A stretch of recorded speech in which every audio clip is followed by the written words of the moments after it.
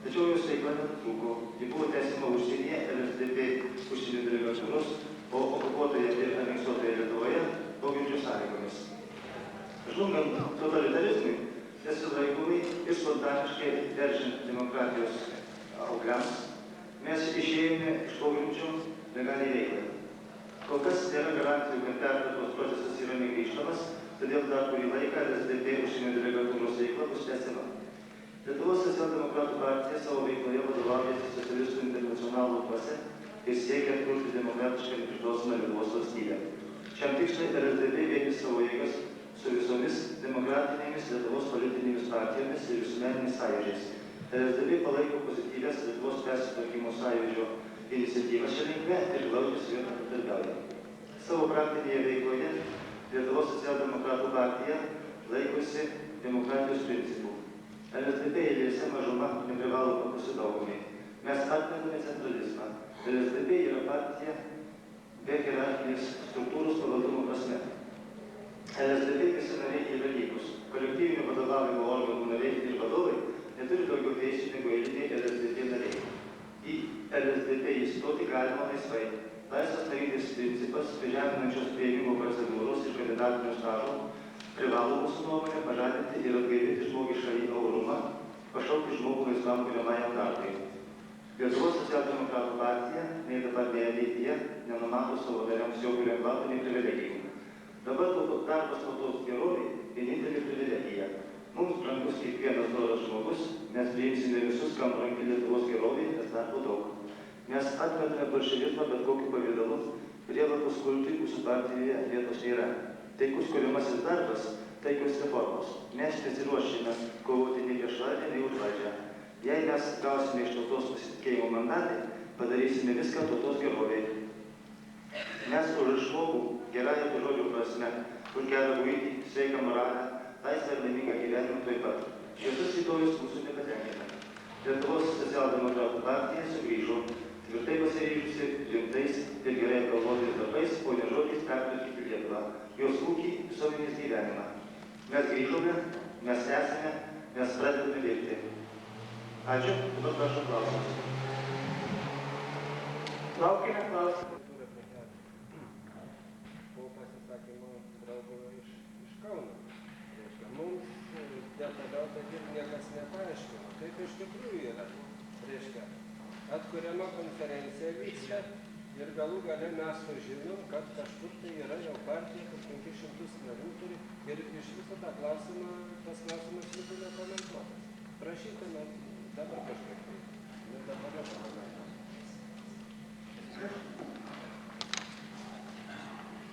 Galbūt aš atsakysiu kaip kaunietis. Čekanavičių pažįstu nuo 88 metų rugpjūčio mėnesio. Tada aš vadovavau Kauno Sąjūdžio organizaciniam darbui ir po vieno iš periodinių susirinkimų jis prisistatė, sako, norėčiau pakalbėti ir prisistatė kaip socialdemokratas. Aš labai pasveikinau, kad tokie žmonės yra Lietuvoje, perdaviau visus savo turimus adresus rusų socialdemokratinės krypties žmonių, Leningrade, Maskvoje, Urale ir palinkėjau jam sėkmingai bendradarbiauti. Po to jisai išnyko iš mano akiračio, nežinau, ką jis veikia, Sąjūdžio veiklo jis nepasirodė Kauno visiškai ir išgirdau, kad jis buvo išrinktas į Kauno Respublikinio tremtinio klubo tarybą, tačiau iš ten buvo pašalintas. Reiškia, po to Kaune, daugelis kauniečių žino, kad vyko toks skandalinga istorija, kai buvo platinimi atsišaukimai prieš tremtinio Respublikinio klubo pirmininką Butkevičių, Čekanavičiaus, kaip brežnevistą, kaip autoritarą ir taip toliau. Ir po to vėl nutilo šitas reikalas. Ir apie šių metų pavasarį aš išgirdau, kad kažkokia grupelė žmonių buvo nuvažiavusi į Jungtinių Amerikos valstijų ambasadą ir prisistatė kaip Lietuvos socialdemokratų partijos veikėjai.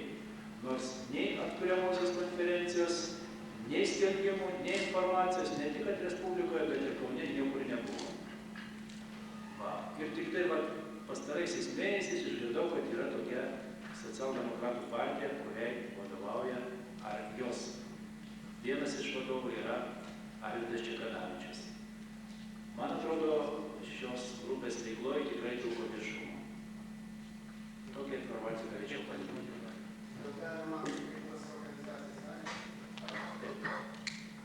Pirma, kad yra atkuriama Socialdemokratų partija. Aš noriu į ją įstojau ir dabar pas mane kiekvieną trečiadienį 18:30 minučių prasideda posėdžiai. Iš karto mes pradėjom teoriniais klausimais diskutuoti, bet vyko to darbo Kalantos lygos nario paskelbtas baras. Ir aš tada prikalbėjau, kad mums reikia baigti politikuoti, o mums reikia dirbti. Ir iš karto mes parašėm skelbimą taip pat, parašėm lentą, nunešėm ir užkabinom ant palapinės. Ten mes pasikalbėjom su kalantiečiais ir jie negauna tos komisijos išvados, neprileidžia prie tų žmonių, kurie toj komisijoje buvo, kada ir Kalantai, ir čia kalbėjusi, kur prieš mus pasisakė Katkus. Mes suradom tos žmonės, bet kada nuėjom į namus, kaip tik buvo perspėti prokuratūros ir visi išleisti atostogų. Mes nei vieno iš tų narių nepagavome. Bet pirmadienį jų visi reikalavimai buvo patenkinti ir patys reikas buvo nutrauktas. Toliau mes solidarizavome su moterų sąjūdžio taryba, iškabinom skelbimus ir aš vėl prikalbėjau, kad mes turim veikti į liaudį, o politikuoti iš mūsų bedirbti. Ir mes paruošėm taip pat plakatus su šūkiais, paskelbėm boikotą prie Komunistų partijos komiteto. Po to mes iš karto pasiekėm telegramą nuo savo grupės į aukščiausiąją tarybą tiesiai pirmininkui. Trečiadienį iš ryto jau buvo posėdis ir įsikviestas buvo mėsos kombinatų direktorius, iškviestas muilo gamyklos fabriko direktorius ir buitinės chemijos direktorius. Mus pirmadienį 9 val. Nepriėmė, nes 9 val. Vėl buvo pakartotinai iškviesti tie asmenys ir kartu buvo iškviestas Kauno miesto. Nepatenkino. Mus visiškai neįdomu, ką jūs darot. Mus domina, kad jūs šiandien minutėlę. Kodėl mes nepatekom? Ne, palaukit, aš daug klausimų. Pasiustas į Vilnių ir jokių atsakymų nebuvo, o Šileika, jau matom šitame socialdemokratą, kad Šileika yra jau Vilniaus iniciatyviniai grupiai. O mums jokios informacijos neduoda. Tada siuntėm Mockienę. Mockienė iš Kauno grupės ir nieko negavo. O taip pat pakalbėjom su gerbiamu Antanavičiu ir Antanavičius sako, atvažiuokit, pamatysit kokią situaciją. Šiandieną buvo pažadėti, mums tas klausimas bus įspręstas, bet jis taip ir liko įspręstas. Ir šiandieną dar gerai, kad mes pasilikom, o čia būtų pripirstyta kiek begalis miškų. Prašome daugiau klausimų. Norėčiau vis dėlto tikrai iki galo šitą klausimą įsiaiškinti, nes čia labai įdomu. Egzistuoja, kaip sakė, 500 narių. Tai kaip va dabar tikrai konferencija, įdomu, kodėl nenusprendė, ar jūs juos įteisinat ar neįteisinat. Mūsų šitą juridinę pusę labiau domina, o ne tos grupės veikla. Kažkaip, nežinau, čia aiškumo nėra. Ir dar antras klausimas iš karto. Čia nežinau, ar mes praklausėm, ar nebuvo iš tikrųjų pranešta, kiek delegatų, kaip jie buvo renkami, nuo kiek. Va tiesiog tokia elementarią informaciją, kiek dabar yra užregistruotų, va, kaip jūs sakėt, registruojat narius. Tokią elementarią informaciją norėtume. Gerbiamas Andriukaitis.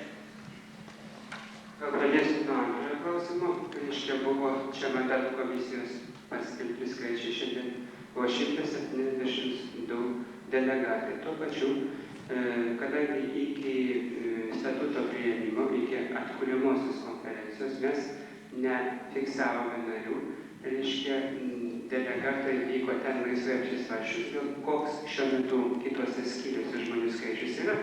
Sunku mums atsakyti konkrečiai, tačiau manome, kad jis turbūt viršė gerokai 172 delegatų čia registravusių suskaičiuotų skaičių.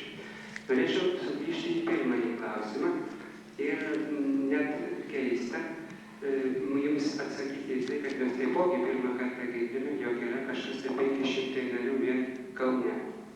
Nežinau, jūs paklauskite gal jų pačių, nes nieko apie jų veiklą plačiau tikrai nežinome. Juo labiau, kad šitie, reiškia, mūsų veikla susijusi su legalių ir teisėtų Lietuvos socialdemokratų partijos atkūrimu rėmėsi užsienio delegatūros pritarimu, rėmėsi Lietuvos socialdemokratų esančių gyvųjų, reiškia, pritarimu. Mes gavome įgaliojimus, buvo respublikiniai posėdžiai ir tik tai po kelių posėdžių, po mūsų pareiškimo spaudoje, kuris buvo visiems supažindintas, atkūrimkime LSDP.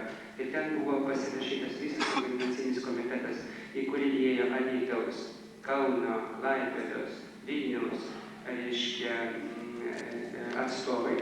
Tai tuo laiku mes nieko nežinojame, kas yra kažkokia tai Kaune dar papildoma grupė. Iš tikrųjų, niekas iš komiteto. Ir tikrai nieko nežinojau, nors su kuo pačiam galite. Prašome dėl šio klausimų. Gal šitą klausimą bus neišsprendę, gal daugiau? Aš norėčiau užduoti dar vieną klausimą. Draugui, mes čia, aš dabar yra dar viena moteris, buvo skelbimas, ketvirtadienį mes nuvykom į tą jų susirinkimą ir, reiškia, norėjom įstoti tą partiją. Mes nežinom, kas vadovauja. Išdavė lapelius ant balto fono, juodas vytis dideliam fone. Nu, dabar mes pradėjom, klausėm, pasakė, jie pranešė mums, kad apie 300 turi narių. Dabar šiandien girdžiu, kad jau 500 narių. Reiškia, kad jie patys nežino, kiek turi narių. Kada mums čia jau į pabaigą ėjo, staiga atsirado va šitie žmonės iš Kauno. Jie pasisakė irgi socialdemokratai. Tada mes suabejojom ir mes nutarėme atvažiuoti čia pasižiūrėti, kas čia vyksta. Reiškia, kodėl, reiškia, Kaune susidarė 2 grupės, viena vadinasi, tiesiog į žurnalą atgaila, kad aš į skubėjimą nepasiėmiau, yra jų žurnalas Socialdemokratų partija. Ir Arantas pirmas numeris. A jūs turite gal? Laikraštukas yra. O aš namuose palikau, tiesiog pamiršau. Bet tai yra, tai man neaišku, kodėl dabar vakar sakė apie, reiškia, ketvirtadienį apie 300 žmonių, dabar kalba jau apie 500 žmonių. Aš trumpą komentarą noriu pridurti. Čia jokių problemų. Jeigu mūsų sieja tikrai socialdemokratiniai siekiai, tai tikrai rasim bendrą kalbą. Paprasčiausiai gal viešumo trūko. Aš norėčiau tik trumpą komentarą. Paprastai, kada partija organizuojasi ar kuriama, pirmiausiai savo įsadas pasitvirtina, savo programą pasiūlo. Jeigu mes būtume tokią programą matę, arba įsadas žinoję būtume, mes būtume žinoję apie partiją. Ir matyt, čia yra kauniečiai kažkur tai matyti neįvertino šitą dalyko, todėl gavosi toks skirtumas, aš prisijungiu. Aš manau, kad mūsų programa yra tokia, kuri siekia visiems žmonėms tikrai žmogiškų gyvenimo sąlygų. Tai yra pirmiausiai socialinis teisingumas, kad būtų ne, jeigu Vilniaus krašto jūs konkrečiai sakė, kad jie kelia savarankiškumą, rajonų savarankiškumo klausimus ir autonomiją netgi grindžia reikalingumą autonomijos, to, kad rajonas turi turėti savo biudžetą, kad niekas neskriaustų. Tai štai mūsų programai yra tas visiškai tai nustatyta, kad kiekvienas rajonas, kiekvienas miestas, kiekviena apylinkė, kiekviena gamykla turi būti visiškai ekonomiškai savarankiška, turėti nepriklausomą biudžetą ir gyventi pagal savo pajamas. Tai būtų atitinka tai, ką jie iš tikrųjų nori ir siekia. Na, iš kitos pusės, jūs kaip žinot, ir toj pačioj Vilniuje skundžiamasi, kad yra mažiau išvystyta infrastruktūra. Jeigu imti socialinį teisingumą aspektų, tai šitokio dalykų sutinkamai su mūsų partijos programa iš principo negalės būti. Todėl nepriklausomybės, kaip galima greičiau, ir tokio abejonių tarp tų mažumų, kad bus kažkokia ta diskriminacija jų partijų. Na, aš manau, kad čia kolizijos tai tikrai nėra, tik tai yra, žinot, tas sovietiškas mąstymas įsišaknyjęs mūsuose, kad kažkas kažką būtinai turi skriausti. Mes nebesuprantam demokratijos, mes nebegalim, viduje nebeturim demokratinio jausmo, kad kiekvienas galės gyventi taip, kaip jis išmano, taip, kaip jis užsidirba, taip, kaip jis savo miegosi, taip, kaip pasiklosi, kaip sakydavo senoviai lietuviai. Vadinasi, ir šičia vis būkštaujama, kad vėl bus toks, kaip buvo bolševikinis koks nors režimas ir štai svetimtautis ar kokius nors skriaus. Bet jau mūsų partijos programai tikrai ir programai, ir ne tik programai, kiek jėgosai stengsimės įtvirtinti visiškai lygias teisės prieš įstatymą visų žmonių ir socialinį teisingumą. Neveltui vadinasi socialdemokratija. Visiškai nesižvelgiant į tautybę, į grupę, gyvenamą vietą. Čia yra tik tai baimės likučiai, kad bus kažkas, kaip sakant, vis dėlto nelygus su visais. Jeigu mes kalbam apie demokratiją, tai mūsų antras žodis partijos pavadinime, pirmą jau lygiai kalbėjom socialinę veiklą, tai demokratija vadinasi kiekvieno žmogaus reikmės, kiekvieno žmogaus poreikiai, kiekvieno žmogaus teisės įvertinami visiškai nepriklausomi nuo tautybės. Dar norėčiau čia pažymėti ir net nuo pilietybės. Nereikėtų čia šito praleisti. Pilietybės klausimas su ekonomika, su socialiniais fondais jokių ryšių neturi. Pilietis ar nepilietis mūsų Respublikoje, nepriklausomoj, savarankiškoj Lietuvoj turi gyventi vienodai su piliečiais. Tik tai jis neturi rinkimų teisės, negali būti išrinktas. Tik tai toks skirtumas. Ekonominė ir socialinė prasme jokio skirtumo čia neturi būti ir negalėtų. Galima paklausti. Prašau klausyti. Koks laikraštis išsakyti? Taip, atvykau šičia vedama noro geriau pažinti gyvenimą, pažinti ir, kaip sakant, visą tas pažinti atrasti iki gyvenimo prasmės supratimo. Esu pati kaunietė, Darbininkų sąjungos narė ir Demokratų partijos narė taip pat. O štai va, dabar žiūriu, man čia teigiama, kad buvo kalbėta, kad reiškia, koks skirtumas, kas vadovauja, kad mes turim vienytis, jungtis ir panašiai. Tačiau man visiškai nesuprantama. Pavyzdžiui, aš kada buvau, čia taip pat Vilniuje Statybininkų kultūros rūmuose vyko Liepos 29-30 dienomis Demokratų partijos steigiamasis susirinkimas tada vyko. Tai tiesiog, suprantat, buvo atstovų iš įvairių miestų. Iš regioninių miestų, iš Kauno, iš Vilniaus buvo, reiškia, žmonių ir mes rinkom bendrus lyderius, rinkom, balsavom. O šičia dabar aš nematau šito dalyko, aš labai sutinku su šitą man nepažįstamą, taip sakant, gerbiamą ponę, ar kaip čia pasakyti, kad irgi man aišku, kokiu būdu, reiškia, yra ignoruotas tas Kaunas. Kodėl nėra čia galbūt vienas kitas Kauno atstovas. Bet tai jeigu yra renkama, kad yra konferencija, priimami tokie rimti dokumentai ir rezoliucijas ir visa kita, tai čia tik tai turi kompetitingi asmenys šitą dalyką priimti ir balsavom nuo kelių ir viską. Tačiau aš neprisimenu tokio atveju, kad čia būtų balsuota, renkami būtų tie lyderiai. Taip sakant, visa šita taryba, politinės, taip sakant, politinė taryba ir panašiai. Kokiu būdu čia? Kaunas, pavyzdžiui, taip... Jau pasiekiamas aukščiausias demokratijos laipsnis, tai jūs labai giliai klysta. Aš kaip tik tai atstovauju Šiaulius Ir kiek aš čia mačiau, yra net iš 19 miestų, tik tai jeigu, nežinau, negirdėjau aš mandatinės komisijos pranešimą, iš kelių miestų buvo atstovai. Ir esu tarp kitko susipažinęs su Demokratų partijos ir veikla, ir mes bendradarbiaujam Šiauliuose labai artimai su jais. Tačiau nelaikau Demokratų partijos demokratišką.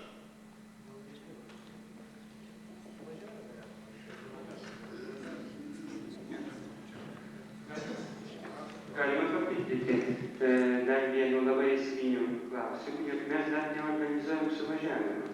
Pas mus suvažiavimas rinks, taryba, rinks, ir spręs tolimesnius struktūrinius klausimus. Šiandien nėra suvažiavimas, o atsikūrimo konferencija. Nereikia šitų dalykų sutapatinti. Mandatinė komisijos narė, sakyti šiek tiek elementariai, galima truputį su informacija. Reiškia, kaip mandatinės komisijos narė leisit truputį aiškumo, tik tai šiek tiek, kad būtų... Dabar Eimutis Andriukaitis. Eimutis Andriukaitis, mandatinės komisijos narys. Na, šiandieną dalyvavo 172 partijos nariai. Reikia pasakyti, kad delegatų, žodis delegatų, tokių kaip tokių nebuvo. Vyksta LSDP partinės konferencijos atsikūrimas. Buvo iniciatyvinė grupė paskelbusi visai Respublikai apie konferenciją ir apie tai, kad reikia ruoštis jai. Spaudoje buvo paskelbti pareiškimai ir Gimime, ir Kauno Aide, ir Universitetas Vilniensis, ir Alytaus sąjūdžio. Vienu žodžiu, spauda per visą Respubliką nuėjo.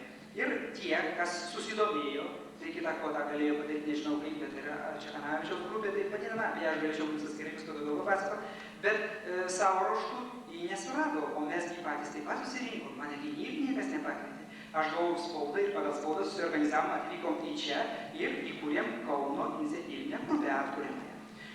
Po to mes nedelegavom, bet visi, kurie mūsų buvo iniciatyvinės grupės nariai, visi ir atvykome. Štai koks būtų sekantis sąstatas, kuris šiandien buvo paskelbtas po pertraukos, kurios gal daugelis negirdėjo. Reiškia Vilniuje, Vilniaus žmonių 83 mūsų partijos nariai. Kauno 14, Klaipėdoje, iš Klaipėdos nebuvo, buvo tik svečiai. Šiauliai 11, Panevėžys 3, o po to susumavom visą bendrą visų miestelių, miestų ir kitų skyrių apie 60 žmonių. Viso 172 delegatai, nariai. Tai va, tokia būtų mano paaiškinimai prasme. Dėl narių skaičiaus. Laikraščio atstovas. Kaip jūs paaiškinate, jūs priimate rezoliuciją kreipimas į Socinterną, kad vėl priimtų Lietuvos socialdemokratų partija į Socinterną. Nevyko nei suvažiavimo, tik atkūrimasis respublika. Nei turit nei savo iki galo programos patvirtinti, tik suvažiavimas patvirtinti. Ir jau dar neapsiforminę struktūriškai, neturėtum programos, prašom priimti Socinterną. Kaip čia juridiško aspektų? Pirmas klausimas. Antras klausimas. Po vienu. Dėl jūsų rezoliucijos, dėl bolševizmo, kaip ir kalbėjote, reiškia. Aš, kiek žinau, dirbau ilgus metus užsienį, esu dalyvavęs vienam Socinterno kongrese. Ten tokių žodžių, kaip tamstų rezoliucijai, nenaudoja, reiškia. Ar ne per griežtai jūsų nuomonė? Ir labai gerai profesorius Antanavičius, kad išgelbėjo, sakyčiau, iš tikrai būtų atsišaudyti, dar patys būtent silpnučiai straipsniams. Kaip pravda, tai, žinot, yra akcingas organas, nors aš esu stipraus centro atstovas. Ir ar tik pradėję gyvuoti, tik grįžę vėl ir tikrai jis bus stipri partija, iš to nebejoju, ar to keliu ne jau teisingai pradėjo tokį kelią? Ačiū. Galima aš atsakysiu į pirmąjį klausimą. Dovydas Gėrėjas. Dėl kreipimosi į Socinterno pirmininko Vilį Brantą. Jūs tikriausiai suprantat, kad mes tik zonduojam galimybę šitą dalyką padaryti. Mūsų tokie siekiai. Ir jūs tikriausiai sutiksit, kad užsienio delegatūra Lietuvos socialdemokratų partija yra ta pati Lietuvos socialdemokratų partija, kuri turi kontaktą su jais. Štai, mes bendrai aprobavom tokį kreipimąsi ar palaikys konferenciją, o delegatūra artimiausių laikų išaiškina juridinės galimybės. Ir jeigu paaiškės, kad tos juridinės galimybės yra, tokiu tokiu atveju mes šitą dalyką galėsim forminti juridiškai. Jau suvažiavimą. Suvažiavimą. Paruošiam pirmą suvažiavimą. Nes partija kaip viso Lietuvos. Va taip. Mes ruošiam pirmą suvažiavimą. Galime priminti, kad Lietuvos socialdemokratų partija socialistinio internacionalo narė yra nuo 1923 metų. O dabar šito raštu norim apie save priminti. Socialdemokratų. Norėčiau atsakyti į antrą jūsų klausimą. Nereikia stebėti, kad pas mus yra tiesiog kardinaliai priešingų nuomonių. Pas mus vyksta dialogas ir mes dar neturime vieningos nuomonės, tai mes įstikinę, kad jos negali būti. Tai, kad žmonės, kurie sako už Lenino vardo paminėjimą, prieš Lenino vardo paminėjimą mūsų netruputėlių, nejaudina. Nes aš, jeigu prisimenu, siūliau pirmiau išsiaiškinti principinis klausimas ar ne. Kadangi to nebuvo daroma, mes pasielgėme taip, kaip atrodo nuėjom lengvesniai, tai tiek. Aš norėčiau labai konkrečiai atsakyti jūsų klausimą dėl bolševizmo. Matot, Socinternas ir kitos Socinterno šalis nėra taip nukentėję nuo bolševizmo ir neturėjo neigti. Mes žinom bolševizmo padarinius, bolševizmo pasekmes ir todėl turim jį rimtai įvardinti, kad jis nesikartotų. Patenkite atsakymą.